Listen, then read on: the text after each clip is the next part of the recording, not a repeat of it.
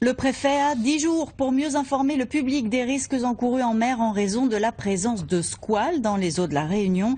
Décision prise hier par le Conseil d'État.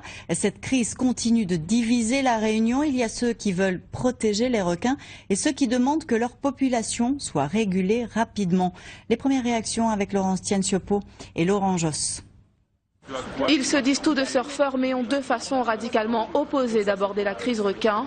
Et sur l'ordonnance du Conseil d'État, leurs points de vue s'affrontent encore. Pour nous, c'est une grande victoire parce que enfin l'État français reconnaît le danger fort et totalement anormal à l'île de la Réunion. Au niveau de la liberté d'accès à la mer, au niveau de la population, au niveau des surfeurs, je dis c'est une solution absurde et inacceptable. Le Conseil d'État demande en effet au préfet d'assurer une information efficace sur les interdictions de baignade et d'activités nautiques. La seule façon d'éliminer le risque requin à court terme, selon le Conseil d'État. Nous ne sommes bien évidemment pas pleinement satisfaits car pour l'instant, monsieur le préfet est totalement incapable de ramener le risque requin à un niveau acceptable.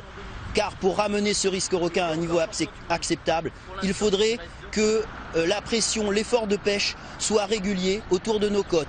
La pêche de 90 requins, une mesure dont le Conseil d'État prend acte sans se prononcer sur son intérêt. J'espérais peut-être une décision qui soit un peu plus favorable aux requins et qui permette d'évacuer cette solution éventuelle de tuer des requins.